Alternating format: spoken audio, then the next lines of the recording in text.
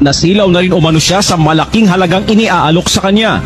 Isang Alberto Alejo na umano'y malapit sa Liberal Party ang tumawag sa kanya at nagbibigay ng pera kapalit ng pagsunod sa bawat ipinapagawa nila.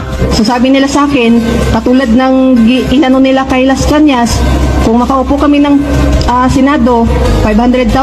Pag makarating na doon sa ICC, another 500,000.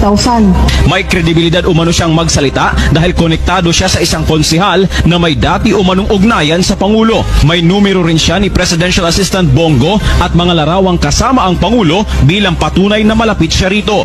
Ang abogado naman ni Edgar Matubato na si Attorney Jude Sabio ang siyang naghahanda ng kanyang affidavit laban sa Presidente.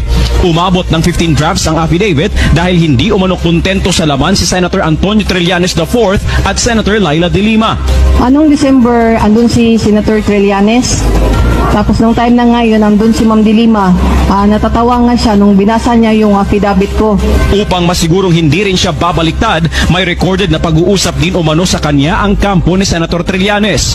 Subalit ayon kay Arcillas, hindi niya pinirmahan ang affidavit dahil hindi umano niya masikmura ang mga nakasulat na kasinungalingan dito. Lalo na anya at iniuugnay ang Pangulo sa illegal na droga dahil hindi na epektibo ang paninira kaugnay sa extrajudicial killings. Bakit ganito? Grabe naman to.